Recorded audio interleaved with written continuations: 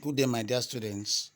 I am S.Adebayo. I am the one taking physics, and the concept or the topic that we have in, in today's class is field and description and property of fields. Concept of field, types of field, properties of field, and we discuss associated to gravity. Field, the word field, when we were taught force in our elementary physics time, we were taught that there are two types of forces. The first one is contact force, and the second one is force field. The contact force is a force that requires contact. Before you can apply such a force, you must contact the concerned thing. And that is why we have a pull. When you pull something, that is, you drag it towards yourself. When you push, that's when you push it away from yourself. And when you make the object to be far away from you, all those forces, frictional forces, they are as a result of contact, because without contact there can be push, without contact there can be pull, without contact there can be frictional force, because frictional force actually exists between two surfaces in contact. So the field, which is the second aspect of the force of force type, which is called force field, is a kind of force that takes place without contact. So whenever anybody requires or anybody experience any kind of force without contact, the person must have experienced field. This can be simply explained by the action of magnet or magnetic material. When you take a small nail towards a magnet, you will notice that you do not need to use the nail to touch the magnet before the magnet magnetizes it. Whenever you take the nail towards that magnet, by the time the nail gets to a particular region around that magnet, you will see that the magnet will just attract the nail. That means that area around that magnet that the nails get to before it magnetizes is what we call the magnetic field of that magnet. So that any magnetic material like oil, office paint, iron, and the likes get towards that area, you see that it will magnetize. So that is about that's a simple explanation of a field. So whenever any effect of force is felt without any contact, the person has experienced field. And that's exactly what I explained here. A field is a region under the influence of some physical agencies such as gravitation, magnetism, and electricity. These are the three agencies that causes field, because we have actually three types of force field, which we were also told during our elementary physics days. There are three types of force field: gravitational force field, electrical force field, and magnetic force field. Don't forget, it is gravitational force field that causes gravitational field. It is electrical force that causes electrical field. And it is magnetic force that causes magnetic field. Don't forget, it is a force that causes field. So there are three agencies that cause it. That's exactly what we have: the gravitation, the magnetism, and the electricity. Then thereafter, there are two types of fields which I want you to understand. The first one is the vector field. The second one is the scalar field. You can see the word vector. What does it mean to us? Elementarily, a kind of object, a kind of parameter that have both size or magnitude and direction. That's what we call vector. And the one that have only magnitude or size is what we call scalar. So whenever we have a vector field refers to a field that is usually represented by lines of force. You can see whenever you see any kind of a parameter that they write and they put a kind of line of force on top, they put a kind of bar on top. The line of force that you see it actually depicts the direction. So any particular field that has the line of force or that is represented by the line of force, that field is a vector field. But a scalar field is a field that is not represented by any line of force. So that is the main difference between the two. One is represented by line of force, and the second is represented by not by line of force. Rather, example of vector field are the three that I've explained before: the gravitational, the magnetic, and the electric fields. An example of scalar field are region, distribution of temperature and density. Now, in gravitational field, Gravitational field is a region or space that surrounds a body that has the property of mass. I want to emphatically tell you here is that gravitational field acts on a region that has mass. Any region surrounded by anything that has mass will experience gravity. What does it mean? This means that any object that has mass will be affected by gravitational field. So that means if anybody in life want to or does not want to be affected by gravity, just make yourself to be massless. Don't have mass. And virtually in practical sense, I want to tell us there is no body or object in this universe that does not have mass, no matter how small it is. Even office spin has a mass. It might be very small, minute compared to others. So gravitational field acts around a body that has mass. In this region, any object that has mass will experience a force of attraction, which is called gravitational force. That is the reason why any object you throw up must definitely fall back. Any object you throw up, because there is a force of attraction that attracts every object back to the center of the earth. And there's a gravitational pull up there that pull every object back to the earth. So gravity is experienced in the earth's surface. And that's why anything you throw, in some planets, the gravity there is very low or very small. Anything that you throw up may not easily come back to you easily because the gravity is not obeyed. But in this Earth planet, anything you throw up is coming down because there's a gravitational pull up there that pull back everything that you throw up back to the center of Earth. So it is the gravitational force that causes the gravitational field. So this force of gravity pulls every object towards the center of the earth. And this is to say the gravitational force causes a body which is not in contact with the earth to fall back to the center of the earth. So, and that means that the earth exerts an attractive force on objects near it or object on it. Even if we have two objects beside each other and they have different masses, each of them still exert a kind of equal and opposite force of attraction towards each other. Let's talk about the next field, which is magnetic field. Magnetic field is a region around this one is talking about a magnet, and it is caused by magnetic force. It's a region around a magnet where it exerts force on the magnet. It is also a region where a magnetic force effects. Look at this. A region around a magnet where it exerts force. You can see when I was explaining further, when you put a kind of nail towards a magnet, you see that when you are putting that nail towards a magnet, the magnet does not magnetize. Put it towards it, it does not magnetize. Put it towards it, it does not magnetize. When you get to a particular time, when you put it, about putting it to touch it, you see that it now, that is the fact that the nail has gotten to a particular region around that magnet where that force of magnetic force can be felt. So the region around a magnet where one can experience a magnetic force is called the magnetic field. So that is the second aspect. It's a region. It is also a region where a magnetic force is felt. The next one, which is electric field, it's a region around an electric charge. Now, this was talking about charge. A magnet. We're talking about a gravitation. We're talking about massive object. Any object that has mass. In the magnetic field, we're talking about magnets, and here we're talking about charges. And electric field is a region around an electric charge where it exerts force on other charges. Look at this now. For instance, let's say you plug an electric heater and you put it inside a bucket and you fill it with water and you plug the heater. You don't need to touch the heater and just dip your hands inside the water. What do you experience? Electric shock. Don't try it anyway. Electric shock. Do you touch the electricity? No. The heater is the one that is really propelling that try to project electricity. But that means the heater has somehow make a kind of field around that water in such a way that any body that is charged, because by the virtue of electricity, everybody have one charge or the other. Human beings even have a kind of charge or the other. So by the time you put your legs on the floor, you are being charged. You conduct.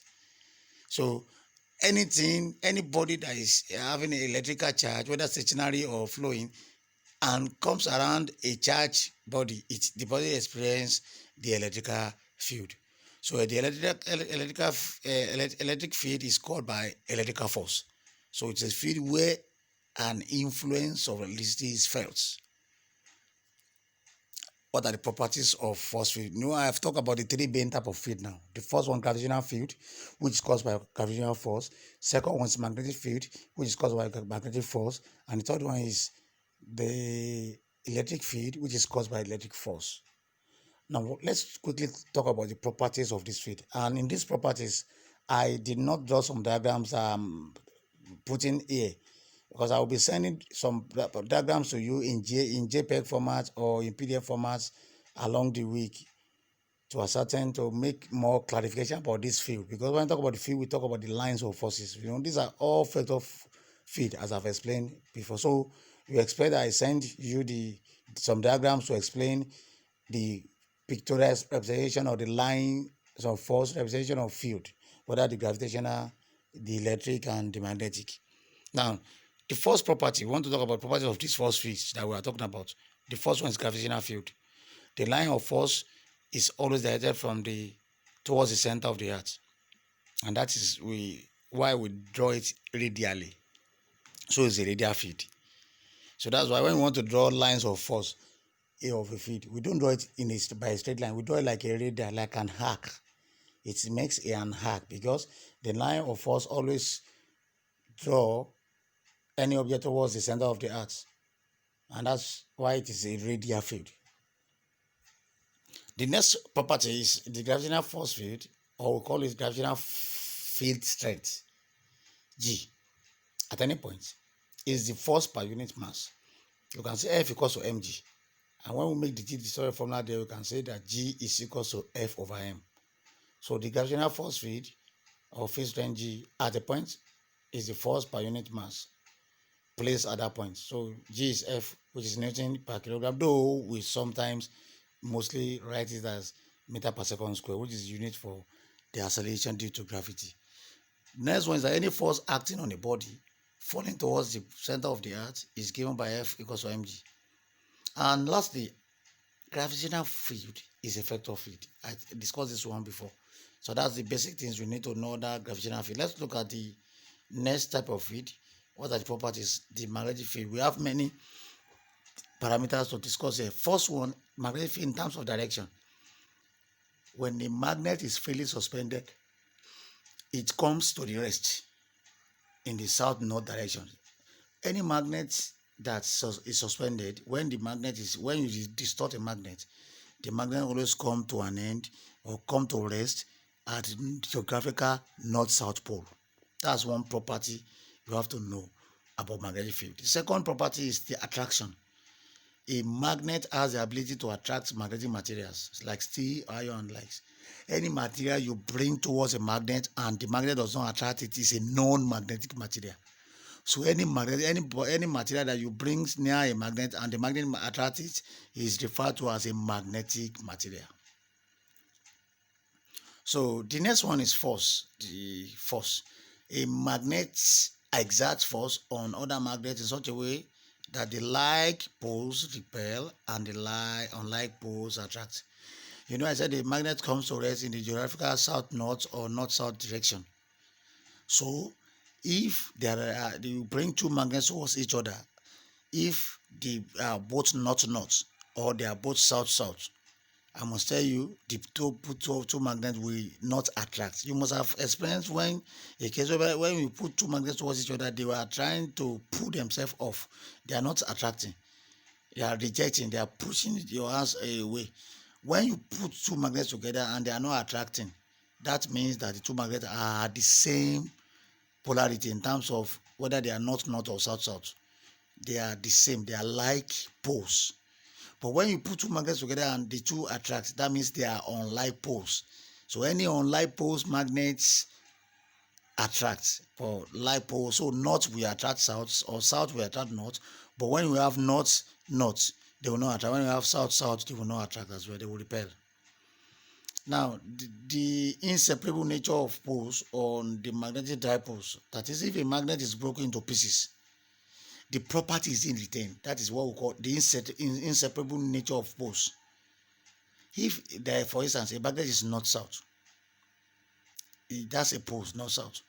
if you break that magnet to 1,000 pieces, each of the piece that you have will still retain that north-south property of the original magnet they have. So no matter how you destroy magnet or how you try to cut the magnet to smaller bits, the dipole north-south will still be retained. Dipole, that is north and south pole, that is what I mean by dipole. They will still be retained. Each of the magnet pieces will still retain the original property of all of the original magnet that we broke to pieces. And lastly, magnetic line of force originates from the north pole and terminates at the south pole. Yes, I want you to understand this very well. And most of the diagrams I will be drawing under this particular magnetic field will also feature this. This is the reason why you see any arrow radially drawn. Well, I say we draw magnetic field in a radial form. Radial. It is not whether magnetic field or gravitational field. You draw it not straight. If you have a north pole, south pole, you draw an arc from the north to the south in a radial form. Now, if you are putting an arrow, you must have seen some diagrams. I will send some of you to you in your WhatsApp group. The arrow always points from the north to the south. The arrow points from the north to the south. The arrow of the line of force. This actually means that the north is the source which every magnet originates from, and the south is the sink. That is where it will sink. So that's why any line drawn must be pointing away from the north and pointing towards the south. So magnetic lines of force originate from the north pole and it terminates at the south pole. Electric field. This is another, the third one, which we want to talk about the properties of them now. The property of electric field is that electric lines of force originate from the positive charge and terminate in the negative charge. Under the last one, which is the magnetic field, we're talking about poles north, south. Under the gravitational field, we're talking about mass. I want you to take note of these key areas. Gravitational fields, we talk about mass, object that has mass. In electric field, we are talking about in the magnetic field, we're talking about poles, north or south poles. That is the dipole that I said it exists. And under the electric field, we'll be talking about charges. Electric field or electric force acts on charged body, acts on any body that has a potential to conduct. So that is why electric line of forces will always originate from a positive and ends or terminate at the negative. Just like when we have the north and the south pole on the magnet, it originates from the north and ends in the south. Or here we have a charge. A charge can be positive, either positive or negative.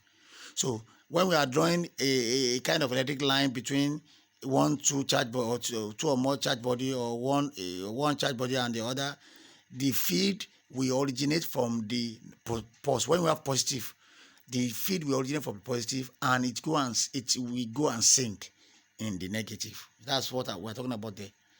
So the positive is the source or the sending point, while the negative is the sink or the receiver, or the what do we call it, the sink, the receiver, the receive end of the charges. Now the next one is electric line of force never cross each other. When we are drawing electric line of force, whether for magnetic, we don't cross it. It doesn't cross. You draw each of the lines separately. They don't cross, intersect. They don't interlock. Each of the lines are drawn separately. So the next one is that they repel each other sideways. Now I want to explain this too. We have charges. Charges can be positive or negative. Just like when we have under the magnetic field, that north will repel, south will repel, but north south or south north will attract. The same thing happens here. A charge that is positive will also repel another charge that is positive. That's why when you spark where you put two live wire and you put them together, it springs a kind of spark or a kind of flame. That is a repulsion in the electric field. So when we have a negative charge, they also repel. But when we have a positive charge and a negative charge, when you draw them together, they will attract. That thing has also exactly happened here. Now, they are in state of tension, which tends to shorten them. The electric force field or the electric field at a point is defined as the force per unit charge. Actually, the definition is force per unit charge. When you want to define electric force is defined as the force per unit charge placed at that point. So the electric force represented by E is force over charge, Q. Force is measured in Newton and charge is measured in Coulomb.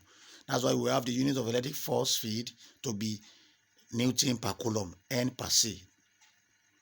Okay, the association with gravity is what I want to quickly talk about here. We have been hearing this before, and we have been using this to solve some questions in elementary motion, simple harmonic motion, and the likes. All this in our previous workings in our first, second, third, we are making use of G, and G represents the acceleration due to gravity. So whenever an object is dropped, for instance, now from the top of the hill or from a very high surface, the body moves down. But I'm telling you, as the body is coming down, when you drop something from a very far top, the body starts moving down slowly. When you get to a particular point, the velocity at which the body moves will be very faster, will be very fast. So the answer that it will not be the speed that it started from, that is now at the middle of the journey, when the body is really getting down. This is caused by what we call the acceleration due to gravity, which is the one that is responsible for the increase in velocity as the bodies drop and coming down before the body reaches the earth surface. There will be increase in velocity with time, and the rate of increase in velocity with time is what we call acceleration. So, but because the kind of acceleration we're dealing with now is the one in space, so the kind of acceleration here is acceleration due to gravity, or we call it gravitational acceleration. So I said the increase in velocity is therefore due to the acceleration due to gravity, which is usually represented by G. The motion of a such body under gravity is always described as motion under free fall. I want to tell you something here, that you know that whenever any object is thrown from up down, the acceleration due to gravity G is positive, because the gravitational force field says any object should come down. So when any object is come down, that is the object is working in accordance with what the gravity wants. So whenever any object is dropped down, the object experiences G to be positive, +10. And don't forget, the acceleration to gravity is approximately 10 meters per second square. It is by theory 9.8 something, but with approximately to 10 meters per second square in so many cases. So whenever anybody is now thrown up, you throw up, that is a counter to the gravity. Gravity does not want something to come up. It said anything that comes up should come down. So whenever anything is thrown, it comes up, the gravity becomes -10 then. So when you are working on some questions that involve that the object is being thrown vertically up against gravity, you take your G to be -10 in the calculation. And when you are also solving some problems in which the object is being thrown down from up, that is D to be positive. These are the things that we make use of in calculating some questions under motion under gravity and the likes. How do we determine the acceleration due to gravity? There are two ways by which we can determine the acceleration due to gravity, and the first one is the formula method. The second one is simple pendulum experiment method. Now, the formula method, when you drop a body from up down, actually the body has an initial velocity to be 0, because it will be at rest before you drop the person. So one of the equations of motion says that S equals to ut plus half at squared. If the body is dropped from height, you can see the u will be 0. So the ut there will cancel. So you have S equals to half gt squared. So the acceleration A now becomes g because it's under gravity. And the ut now, so we have S equals to half gt squared. This particular formula is used to determine the acceleration from the formula method. So we can use the formula to calculate. There are some formulas, aside from this, there are some formulas that contain gravity, that G, that we can use it to calculate the acceleration due to gravity. And that is by formula method. Don't forget, acceleration due to gravity is a constant. G is a constant. It's approximately 10 meters per second on the earth surface.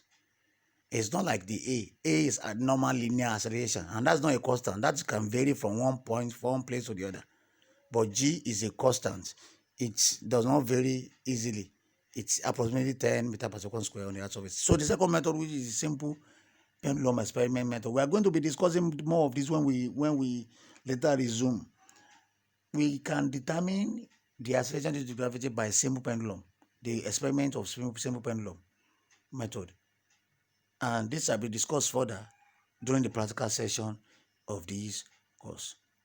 Now, here are the questions that I want to use to evaluate, to think. You must be able to provide answers to these questions if you have really learned in this topic. If you can provide answers to these 12 questions, it actually means you have learned one or two things in this particular topic. I will be expecting some of your questions based on what I've explained. Maybe one is not clear or the other. But during the week, I will be sending you some lines or forces diagrams that I will attach a voice note to it so that will explain further. So I want you to try and lay your hands upon these 12 questions and provide answer to them. At the same time, by the end of the week, you shall be having a quiz on this topic I've just taught. I hope you have been blessed by this teaching. Thank you very much for your attention. Stay safe.